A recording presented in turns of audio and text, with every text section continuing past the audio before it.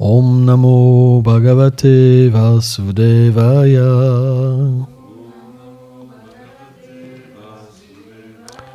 Om Namo Bhagavate Vasudevaya.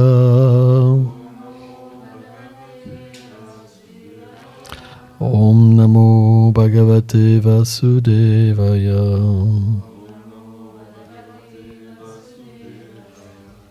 Uchistadepam anumodito dvije. Saklitsma bunjetad apastam kilbisham. Evam pravitasya vishuddhashitasas. Tad dharma evatma ruchi prajayate. Uchistadepam anumodito dvije. Saklitsma bunjetad apasta kilbicham. Evam pravitasyam vishuddhashitasas. Tad dharma evatma ruchi prajayate. Prochain.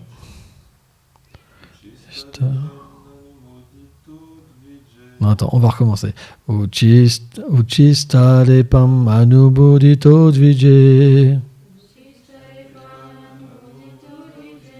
Saklitsma bunjetad. Vas-y. Stakil bisham. Evam pravidasyam vishuddhashitasam.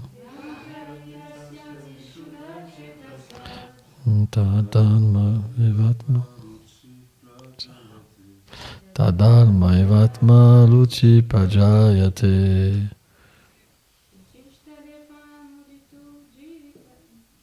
Uchistadepam anumodito.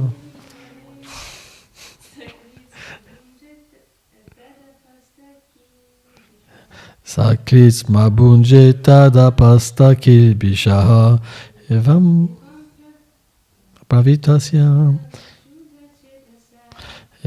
pavitasya vishuddhashitasam. Tadharma evatma ruchi prajayate. Uchistadepam anumodito dvije. Saklitsma bunjetad apasta kilbisham. Evam pravitasya vishuddhashitasam. Tadharma evatma ruchi prajayate.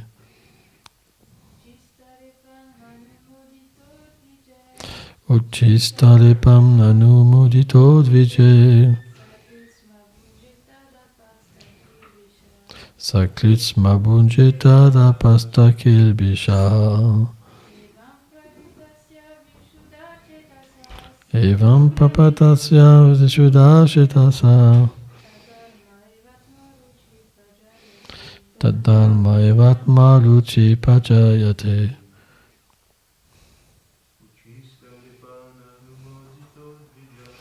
Uchistadepam anumodito dvije. Saklitsma bunjetad apasta kilbisham. Evam pravitasya vishuddhashitasam. Tadharma evatma ruchi prajayate. Traduction. C'est extatique de chanter le Bhagavatam, hein? C'est super, hein? Comme un serviteur employé dans le ramassage des restes de leur repas. Une fois par leur grâce, j'ai été assez fortuné pour prendre les restes de leur nourriture. En résultat, toutes mes offenses furent complètement détruites. Ainsi purifié, j'ai développé un grand goût pour le service dévotionnel offert à Shri Krishna. Commentaire.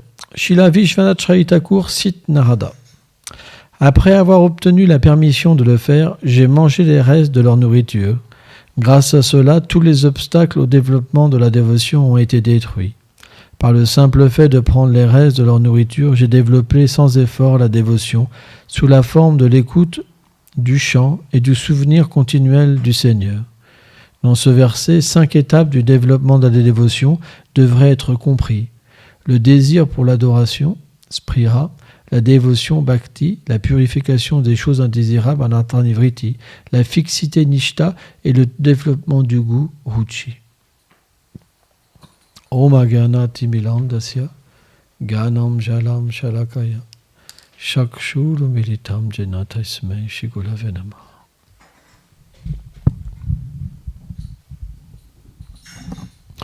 Donc, Narada, dans ce verset, dans ce chapitre, il explique de la façon par laquelle il a atteint la perfection spirituelle. Alors bien sûr, Vishwanath Chaitya Thakur explique dans d'autres passages que Narada est éternel en fait. À chaque destruction, il entre dans le corps du Seigneur suprême, mais il réapparaît à chaque création. Vishwanath explique ça. Alors, c'est difficile à comprendre, puisqu'en même temps, Narada Muni peut aussi aller sur les planètes Vaikuntha, donc c'est inconcevable, quoi. Ça doit arriver de temps en temps. Et puis, aussi une chose, c'est que des êtres comme Narada Muni ont tous les pouvoirs mystiques, donc ils peuvent être dans chaque univers à la fois aussi. On doit comprendre qu'ils ne sont pas limités à une forme. Donc il peut avoir une forme de Narada qui est dans cet état-là, parce que j'ai pu lire ça. Jai Shishinita Vishvamba Shinanda Yashoda Gopal Jukija Shanam Jukija. Alors ça ne veut pas dire qu'à chaque annihilation de la création, que Narada se retrouve quelque part non actif. On ne veut pas dire ça. Surtout que la forme originelle de Narada Muni est Madhu Mangal. Madhu Mangal, c'est un cher ami en fait du Seigneur suprême qui est extrêmement drôle. C'est expliqué que tous les soirs, après que Krishna rentre des pâturages et qu'il est accueilli par les habitants de Nandagram, Krishna donc est lavé, vêtu, et il mange. Alors, Mary Yashoda, il faut comprendre que Krishna, il mange toujours la nourriture préparée par Srimati Radharani. Rohini aussi, cuisine aussi. Et bien sûr, les Astasaki aussi. Mais spécialement,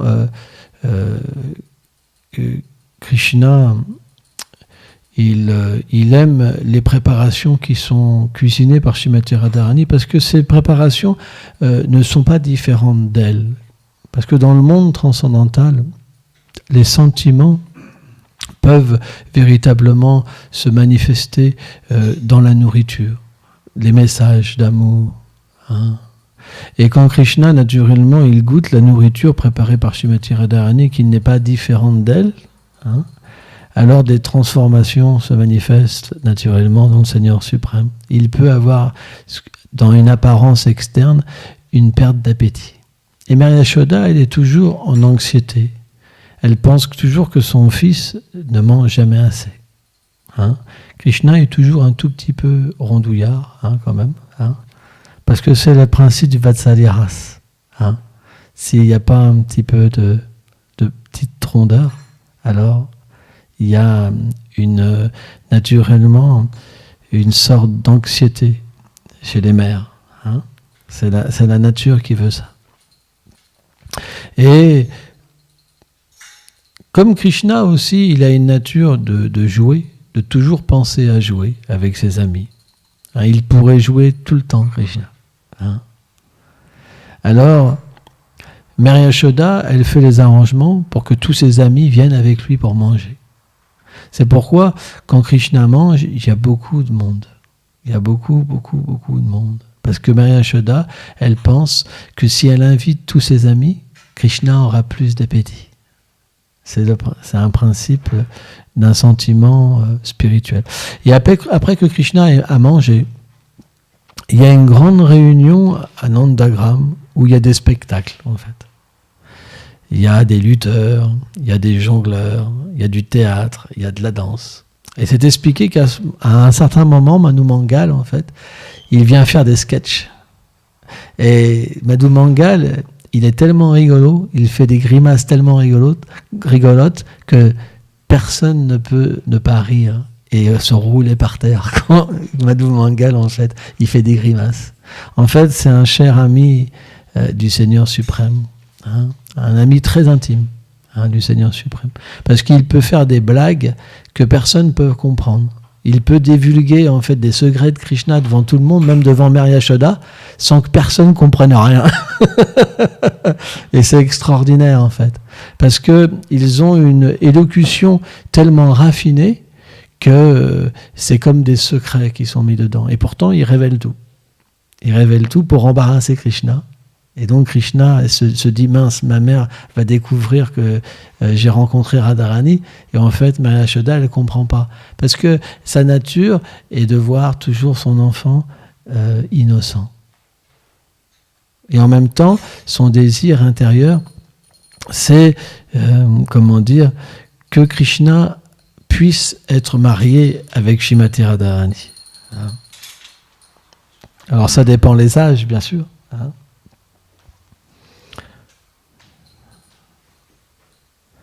Il y a même une histoire qui explique qu'un jour, Nanda Maharaj et donc Mère Yashoda et Kirtika Sundari et Vrishabhanu Maharaj, ils ont fait un arrangement pour que Radha et Krishna puissent se marier. Et à ce moment-là, Vrishabhanu Maharaj, il a envoyé une dot à Nanda Maharaj. C'était tellement opulent. C'était, je ne sais plus combien, 100 ou 1000 fois la fortune de Nanda Maharaj, il a envoyé. Et c'était un problème, parce que Nanda Maharaj, pour sa réputation, il devait réciproquer pareil. Il n'avait pas la fortune de Vrishabhanu Maharaj. Parce qu'il avait envoyé des vaches, il avait envoyé des choses incroyables, quoi, des richesses, mais incroyables, quoi. Et Krishna donc a fait un plan d'aller voir sa mère pour qu'elle lui donne ses colliers, sa fortune, tout ça, quoi. Et donc il a fait un champ et il a planté en fait tout ça dans le sol. Et quand Nanda Maharaj il a entendu ça, il a dit hélas, la seule fortune que j'avais, il a tout gâché. Hélas, et là, Nanda Maharaj il se lamentait. Donc il s'est dit en fait qu'il va tout déterrer pour récupérer au moins.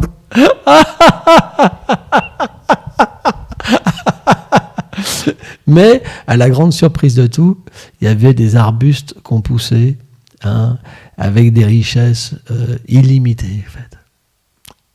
Et donc, ils ont récupéré toute la fortune et ils ont pu avoir une plus grande fortune que Vrishabhanu Maharaj. C'est comme ça que Nanda Maharaj, il a été sauvé d'affaire. mais, Radha et Krishna, dans ce lieu, dans cette partie Goloka Vrindavan, ils ne sont pas mariés. Donc, l'arrangement qui a été fait, c'est que le roi Kamsa, c'était l'ennemi de Krishna. Parce que Kamsa, il cherchait à tuer Krishna. Il avait envoyé déjà de nombreux démons. Et donc, naturellement, Purnamasi, elle a fait l'arrangement de dire au père de Radha et la mère de Radharani que si elle mariait leur fils à Krishna, peut-être ils allaient avoir des gros problèmes avec Kamsa. Et donc, du coup, l'arrangement a été oublié. Et c'est de là, en fait, qu'ils ont marié Radharani à Abhimanyu.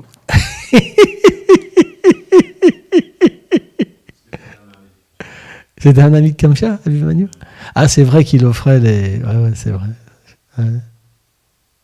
Donc, c'est un principe du monde spirituel, c'est qu'il y a plein d'histoires comme ça, merveilleuses, pour, comment dire, que Radha et Krishna puissent rester toujours dans leur humeur et pas être dérangés. Hein. En fait, les acharyas expliquent que Abhimanyu, il dort toujours dans la grange. Hein. Jamais il a touché Radharani. Bhaktivinoda Thakur, il explique que les gopis, elles ont un abhimana. Ça veut dire une sensation aussi d'être mariées. Et cette sensation-là, cette peur de rencontrer Krishna, elle se manifeste en tant qu'un mari. C'est pour ça qu'on dit Abhimanyu. Abhiman, Abhimanyu. Hein, c'est une manifestation, en fait, de leurs sentiments extérieurs. C'est intéressant. Hein. Donc, en fait, c'est pas qu'elles sont... qu'elles quittent leur chasteté pour Krishna. C'est simplement leur état de conscience qui se manifeste. C'est très sophistiqué, le monde spirituel. Et d'ailleurs, j'ai lu, alors je ne me rappelle plus où, parce que j'ai une toute petite mémoire terrible, qu'Abhimanyu, il est Aphrodite. Il est homme et femme en même temps. Je l'ai lu, en fait. Je ne me rappelle plus où. Hermaphrodite. Ouais. Ouais. Tu l'as jamais lu, ça? Non. D'accord. Moi, je l'ai lu. J'ai entendu dire qu'Abhimanyu était aussi considéré comme l'ombre de Krishna. Oh, merveilleux. Merveilleux. Vishwanath Chaithakur, il décrit des beaux lilas. Mais bon, on ne va pas parler que de Vraj. On ne va pas parler que de Vrindavan. Parce que Vrindavan, c'est très élevé. C'est très difficile de ne pas rentrer dans des choses trop intimes. Hein? Surtout si on parle d'Abhimanyu, Jatila, tout ça, automatiquement, c'est lié au Madhurya Ras. Hein? Mais bon, il y a une histoire qu'il n'y a pas longtemps que j'ai racontée. Bon, bref. Donc Narada Muni raconte son expérience. Et son expérience, c'est que sa mère était une servante. Elle travaillait dans une auberge, une sorte d'endroit où les gens pouvaient faire une escale et pouvoir manger, pouvoir se restaurer. Hein. Et il y a en Inde une saison qu'on appelle la saison des pluies, hein, où Chaturmasya, où on peut faire des vœux, etc. Certaines austérités qui sont, bénéfiques. Et à cette époque-là, les sages, souvent, ils restaient à un endroit pendant 4 mois. Et donc, par la providence, il y a des grands sages qui sont restés donc dans cet endroit. Et tous les jours, Narada Muni a pu les servir. Et parce qu'il était un enfant, je pense qu'il avait 5 ans à cette époque-là, Narada Muni. Et comme il était un enfant et pas un être ordinaire, naturellement les sages ont été attirés par sa nature douce et vertueuse. Hein, on voit que quand on est dévot, si on voit un enfant qui est attiré par Krishna, on se sent naturellement attiré vers lui et envie de le bénir, et on apprécie sa présence, c'est très extatique, quoi. Hein. Et naturellement, les sages donc, ont commencé à le bénir, à lui donner les restes de leur nourriture. Et ce qui s'est passé, c'est qu'avec leur association, en entendant les gloires de Krishna, et en prenant le reste, en fait, le cœur de Narada Muni s'est complètement purifié. Et à un moment, le goût pour la dévotion, en fait, s'est manifesté.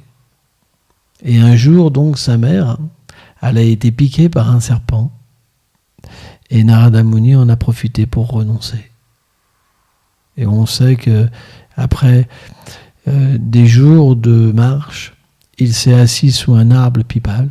Et il s'est rappelé des instructions, en fait, des grands sages, et le Seigneur, en fait, lui est apparu dans sa méditation. À partir de là, quand Narada Muni a vu le Seigneur, qu'il a capturé le Seigneur dans son cœur, il est devenu donc un pur dévot. Et tous les sentiments d'extase se sont manifestés en lui. Mais pour une raison ou une autre, le Seigneur a disparu.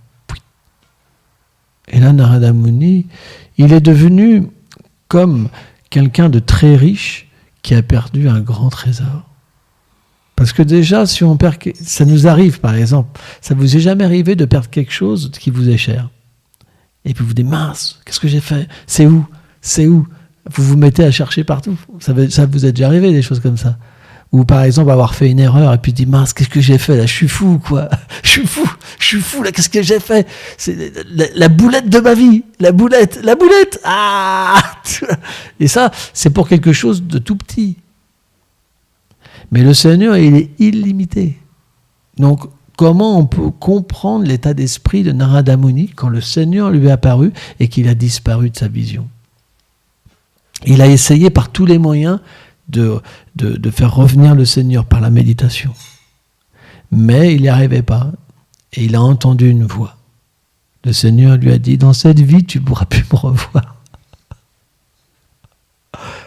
Mais dans ta prochaine vie, tu seras avec moi. Le gros test. Imaginez-vous. Donc Narada Muni, il est devenu triste toute cette vie. Il a cherché Krishna toute cette vie.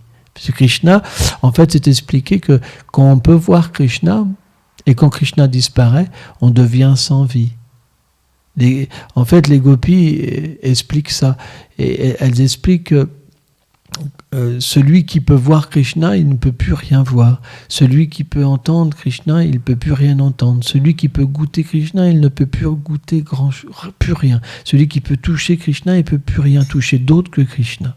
Donc partout où un dévot a pu voir le Seigneur, il ne voit que le Seigneur, il ne cherche que le Seigneur directement ou indirectement dans toutes ses activités. Bhaktivedanta Narayana Goswami Maharaj, il dit que ça c'est la première qualification d'un gourou. Celui qui est à ce niveau-là, il peut prendre des disciples.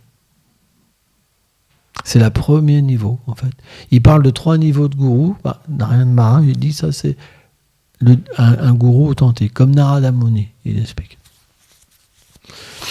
Et donc, Vishwanath Chaitya Thakur, dans les teneurs et portées, il explique une chose qui est très intéressante. Il dit que c'est le processus que Krishna, en fait, a mis en place pour ramener à lui les âmes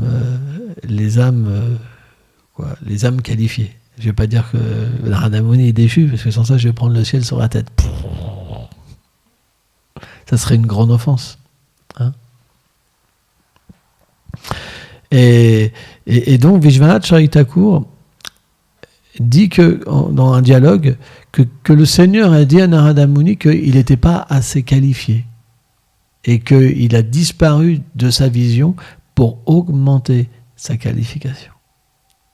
Parce que quand Krishna apparaît et qu'il disparaît, alors le dévot, il cherche Krishna et son avidité, en fait, augmente.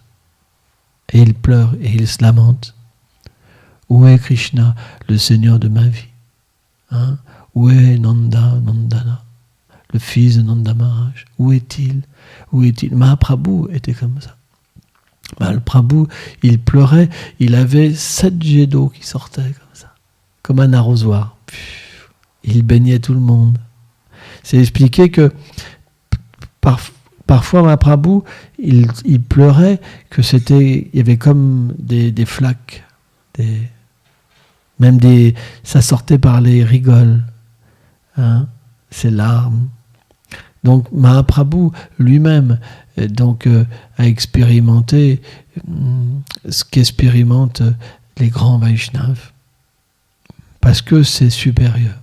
C'est quelque chose de spécial. Parce que les dévots, ils ont un pouvoir de goûter Krishna. C'est pour ça que Krishna vient sous cette forme de Mahaprabhu. Parce que être un dévot, c'est très exalté. Parce que le Seigneur lui-même vient sous la forme d'un dévot pour goûter la position des dévots. Et donc, naturellement, on peut comprendre que glorifier un dévot, c'est plus exalté que glorifier le dévot lui-même. Hein? Le Seigneur lui-même. C'est ce qu'explique le Seigneur dans le 11e chant du Srimad Bhagavatam. Il dit que ma véritable adoration, c'est l'adoration de mes dévots. C'est pourquoi notre but, c'est d'aimer les dévots. C'est notre but. Quand l'amour pour un dévot apparaîtra dans notre cœur, alors la perfection de l'existence sera atteinte. Parce qu'il n'y a pas plus grande perfection. Quand on aime un dévot, naturellement, Krishna est présent. Krishna ne quitte jamais le cœur d'un dévot. Donc, si on adore un dévot, on obtient Krishna et on obtient l'amour pour Krishna. Parce que qu'est-ce qu'il y a dans le cœur d'un dévot, naturellement? Il y a l'amour pour Krishna. Il y a Krishna. Alors bien sûr, il y a plusieurs conceptions, parce que la dévotion est vaste et le monde transcendantal est vaste, mais les dévots, dans la généralité, expliquent ce contexte, cette vérité. Après, certains pourront dire, on n'a que de l'affection pour Radharani, par exemple. Mais c'est la même forme, vous comprenez? En parlant de Krishna, c'est comme parler d'une généralité. Après, chaque dévot a une façon de percevoir sa relation avec le monde transcendantal selon son rasa, selon sa forme éternelle. Et ça, c'est quelque chose de personnel, d'unique. Mais Bhaktivedanta Swami Prabhupada, lui, il parlait plus dans une généralité. Maintenant, certains dévots parlent plus dans quelque chose de confidentiel. Voilà. Vous comprenez ce point? Donc, naturellement,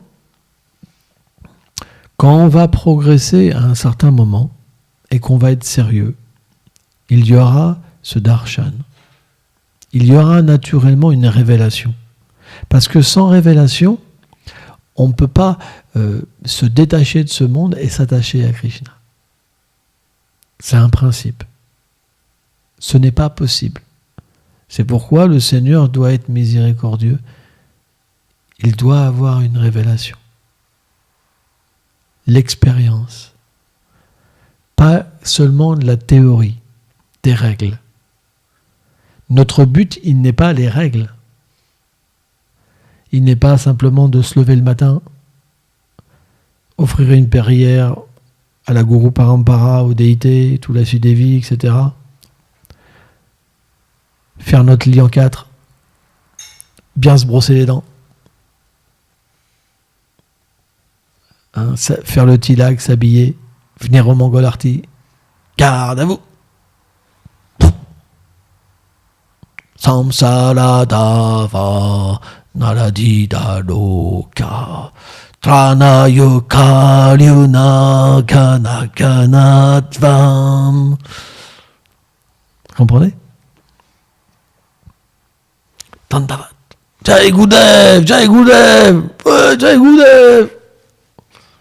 Comprenez? Si les dévots sautent, on saute. Si les dévots sautent pas, on saute pas. S'il n'y a pas d'enthousiasme, on n'a pas d'enthousiasme. C'est pas ça le but. Notre but, c'est pas de devenir une courgette, ou une aubergine, ou une tomate. Notre but, c'est d'avoir une expérience. Donc, on doit comprendre que la pratique, la Vedi Bhakti, les règles qu'on suit, elle va nous amener à une expérience. Krishna nous observe. Il se dit, lui, il est arrivé en retard ce matin. Il ne voulait pas vraiment me voir. Il n'avait pas assez d'avidité pour me voir. Il est arrivé 20 minutes en retard. Par contre, à sa manie, elle était 10 minutes en avance. Par exemple. Bon, c'est juste un... pour vous embêter. Krishna, il est dans notre cœur. Il sait... Il connaît notre prière, il connaît nos désirs, il connaît nos difficultés. Il va venir nous aider. Parce qu'on ne pourra pas s'en sortir tout seul. L'action et la réaction dans ce monde, c'est quelque chose de terrible.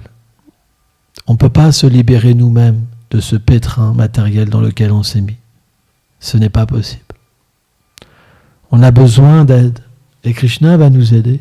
Parce que ce pétrin dans lequel on se met, il est aussi notre sortie. Parce que quand on est dans quelque chose qu'on ne peut pas s'en sortir, on pleure. Il dit là, j'ai plus d'espoir. Quand il y a un espoir, on garde une fierté. Là, il y a encore un truc, là, je vais essayer.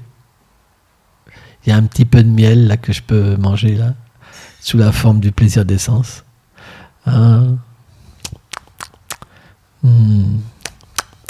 C'est pas mal ça. Mais quand Krishna coupe tout comme ça, il y a vraiment une situation terrible, difficile, à ce moment-là on pleure. Parce qu'on réalise, avec la connaissance qu'on reçoit du Seigneur suprême, on réalise que je suis dans une position qui n'est pas bonne. Quand il n'y a pas assez de connaissance, c'est pas possible. Mais quand il y a la connaissance, quand on écoute les sadhus, on réalise, la réalisation qu'on a, c'est « Ouh là là là là là là, dans quelle situation je suis ?» Et naturellement, qu'est-ce qui se passe ? Il y a des pleurs. On va avoir une prière du cœur. Et c'est là que Krishna va commencer à réciproquer véritablement avec nous. Ce dévot-là, il a compris. Il n'y a pas de substance dans ce monde. Il a compris que je suis la seule vérité. Alors naturellement, il va faire les arrangements. Et graduellement, alors, on va avoir une réalisation du Seigneur. Et qu'est-ce que va donner cette réalisation ? Elle va donner que finalement, cette situation, la pire qu'on ait eue, c'est la grande miséricorde.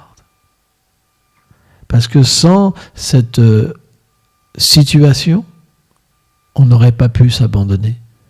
On n'aurait pas pu avoir cette prière du cœur. C'est pourquoi notre vie, elle n'est pas ordinaire, parce qu'elle est dédiée vers le Seigneur suprême. Vishwanath Chakravarti Thakur explique qu'il y a deux sortes de réactions des actes. Celle qui est enclenchée par nos propres actes, mais celle qui est ordonnée par le Seigneur suprême. Or, naturellement, celle qui est enclenchée par nos propres actes, elle ne donne pas directement la vision du Seigneur, mais elle nous prépare à pleurer. Ça veut dire qu'on reçoit la connaissance du Seigneur suprême et on se retrouve dans cette situation et on pleure pour que Krishna vienne nous aider. Mais il reste encore des choses dans notre cœur. Ça veut dire qu'on pleure, mais on a quand même encore quelque chose. Parce que si on pleure complètement, c'est qu'on a vu Krishna. Donc quand on n'a pas vu Krishna, on pleure pour une situation matérielle qui n'est pas encore bonne. Parce qu'il manque quelque chose. Mais Krishna va enlever. Il va entendre cette prière du cœur et il va mettre des tests spéciaux pour que tout soit enlevé. Et à ce moment-là, on pourra véritablement voir ce Seigneur suprême. Alors on pourrait se dire, mais c'est terrible. Parce que Bhaktivedanta Swami Prabhupada, dans ses livres, il explique ça. Il explique que Krishna envoie des tests. Mais on doit comprendre que les tests que Krishna envoie, c'est pas des tests où simplement vous êtes sur un poêle et vous êtes vous êtes en train de cuire. C'est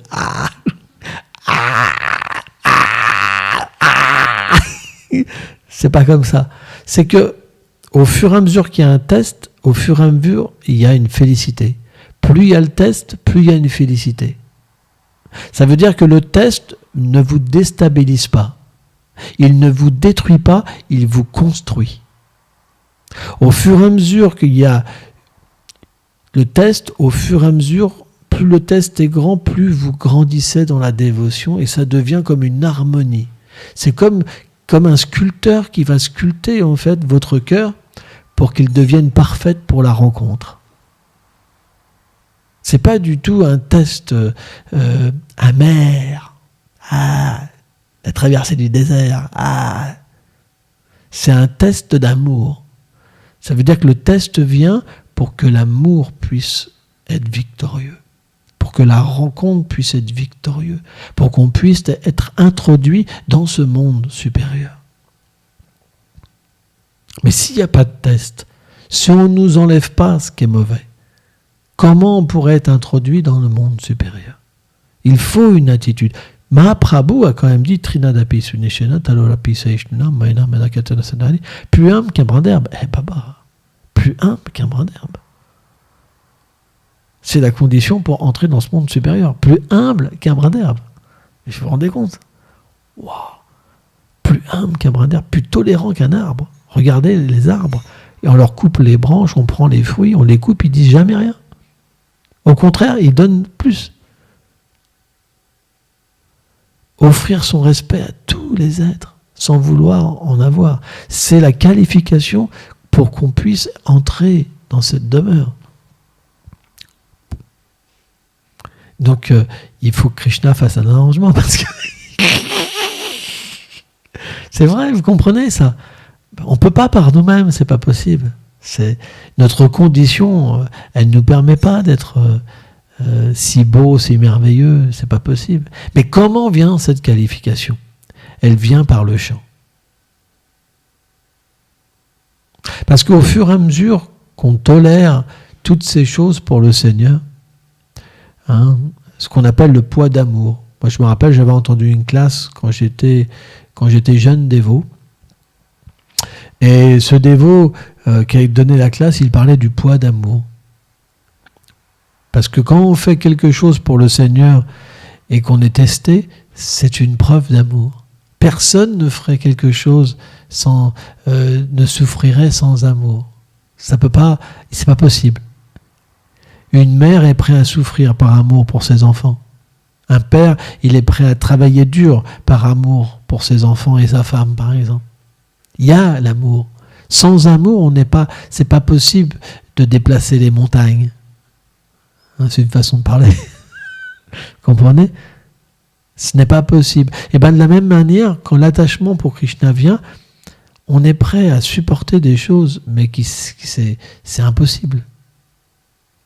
En sachant même que dans le futur, on va devoir se faire critiquer, mais on ne peut pas faire autrement. Parce que on n'est plus intéressé par nous-mêmes, mais on est intéressé dans le fait de se donner et d'exister pour lui, comme dans le monde transcendantal. Dans le monde transcendantal, tous les habitants de Vrindavan existent que pour lui. Chacun existe que pour lui. Et c'est pour ça que Krishna n'est jamais séparé d'eux, comme ils ne sont jamais séparés de Krishna. Donc au fur et à mesure qu'on va obtenir du Seigneur suprême ces qualités, à travers le chant, le Seigneur va se révéler à nous et va nous introduire dans son monde transcendantal à travers ces purs dévots. Le chant est un mystère. Bhaktivinoda Thakur explique que le chant peut aller chercher quelqu'un et l'amener au pied de Radha et Krishna, dans son corps transcendantal. C'est ça l'expérience mystique. Nous, notre expérience mystique, elle est absolue.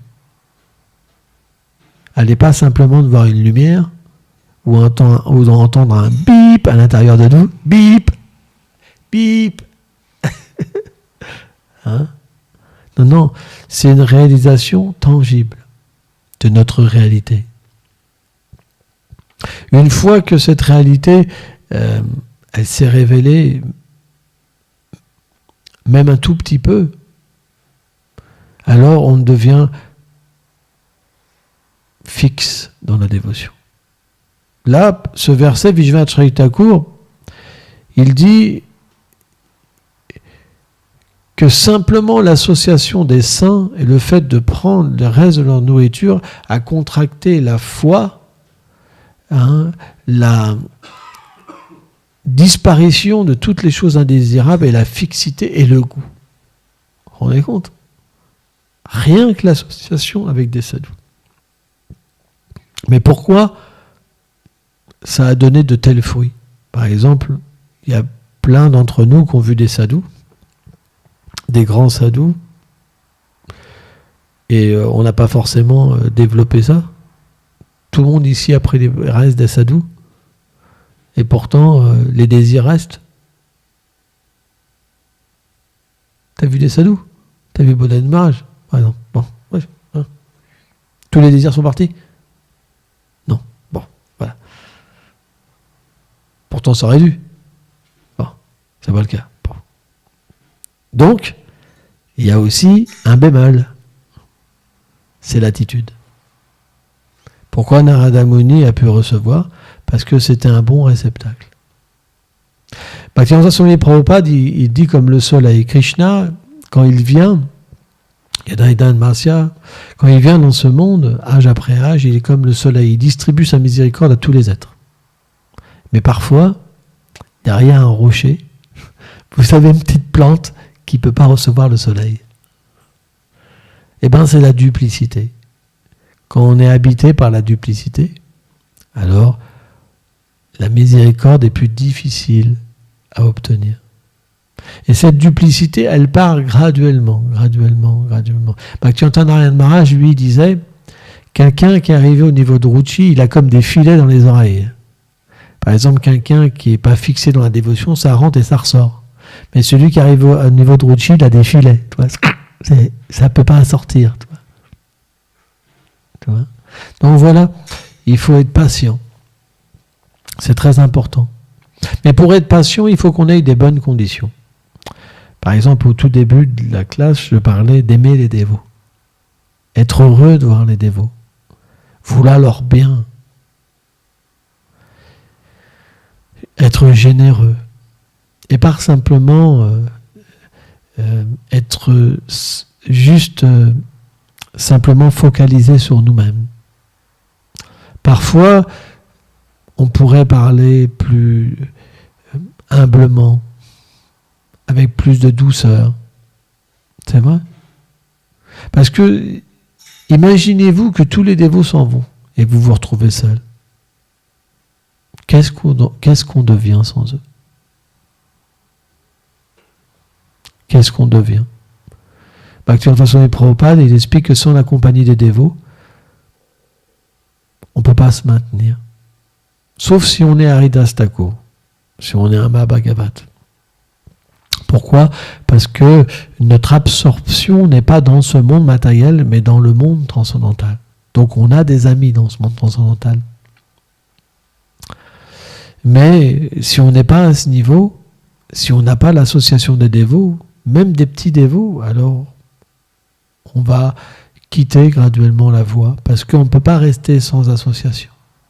On va prendre l'association des matérialistes, et Bhaktivedanta Swami Prabhupada dit dans l'association des matérialistes, à ce moment-là, on critique les dévots du Seigneur et le Seigneur lui-même, et on brise les principes, qui sont le fait de manger de la viande, de prendre des intoxicants, de faire du jeu de hasard, de la vie sexuelle illicite. Car les matérialistes ont ces 4 sujets. Si vous vous associez avec des matérialistes, ils vont vous parler de vie sexuelle, d'intoxication, de jeu de hasard, hein, et la cuisine. Voilà. C'est comme ça. Donc, c'est pourquoi essayez d'avoir des moments dans votre journée de comprendre l'importance de vos frères et de vos sœurs. C'est très important. Simplement, ne soyez pas emportés par des aspects externes. Ah oui, mais Rasamani, elle n'est pas toujours facile. Des fois, tu sais pas, Gurudev, mais et puis Kamala Manjari, et puis Arjuna. Arjuna. Bon, ça c'est un aspect externe. Tout le monde a des défauts et des qualités matérielles. Mais le point central que je vous dis, c'est que si ces personnes sont par là, on ne peut pas se maintenir. Parce que c'est des représentants du Seigneur suprême aussi. Parce qu'ils portent un tilak. Ils sont habillés comme des Vaishnavas. Ils chantent Hare Krishna. Ils parlent de Krishna. Ils aiment le prashad. Ils sont concernés par la prédication, par les autres, etc., etc. Donc, ils sont des représentants du Seigneur parce qu'ils nous permettent de se rappeler de lui. Par exemple, si vous n'étiez pas là, je ne pourrais pas faire une classe. Si vous n'étiez pas là, Krishna ne pourrait pas se faire adorer, etc., etc., etc. Donc, vous comptez. Vous êtes important. C'est quelque chose de réel. Vous avez de l'importance. Krishna a besoin de vous.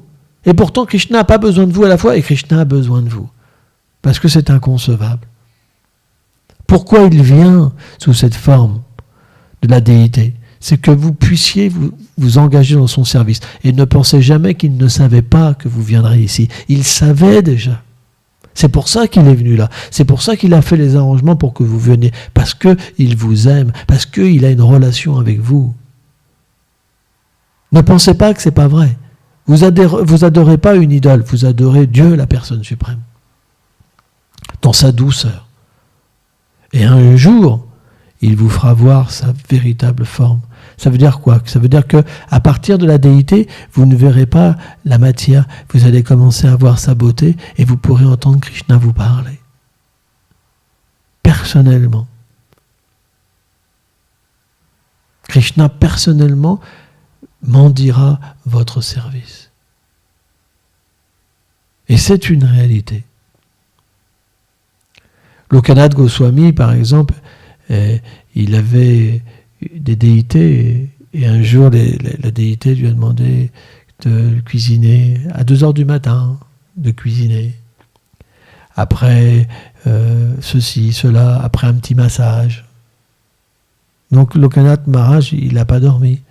Et le Mongol Arti, en fait, Krishna lui a dit, oh, ce matin, réveille-moi un peu plus tard, s'il te plaît, je voudrais me reposer. Ça, c'est des bhaktas. Mais si vous arrivez sur l'autel avec votre colère et votre contrôle, vous ouvrez la clé comme un western, un coup de pompe dedans. Alors, bon, c'est l'offrande.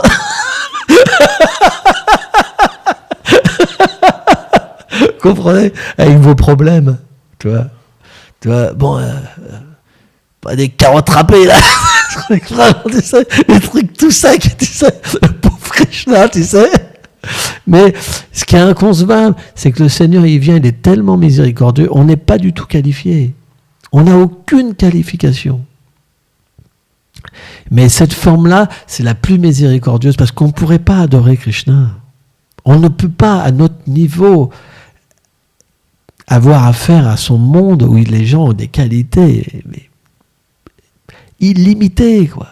Les Vrajbasis, ils sont aussi beaux que Krishna, c'est les réceptacles de l'amour de Krishna, c'est inconcevable.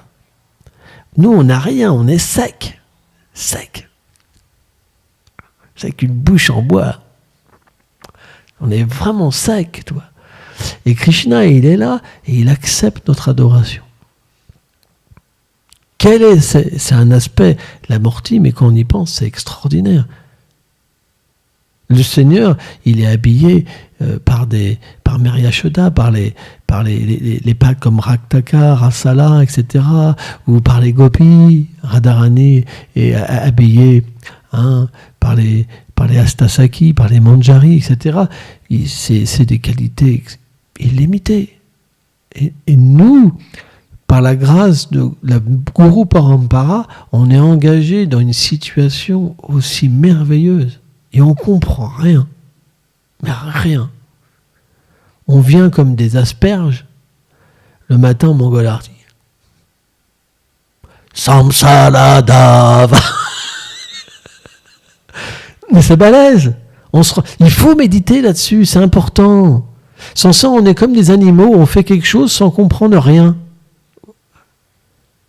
Mais c'est extraordinaire ce que Krishna a fait pour nous. Ne pensez pas qu'il ne savait pas que vous allez venir. Il connaît tout, le Seigneur. Il est venu là parce que il vous aime de vos vies passées déjà. Déjà, dans vos vies passées, vous le serviez déjà. Donc, il vient comme un moyen de vous reprendre complètement. Et c'est tellement beau. C'est pourquoi on ne devrait pas se dire « Ah, j'en ai marre, qu'est-ce que je fais aujourd'hui ?» On devrait être redevable envers ce Seigneur de l'amour et faire des plans pour qu'il soit heureux. Merci beaucoup.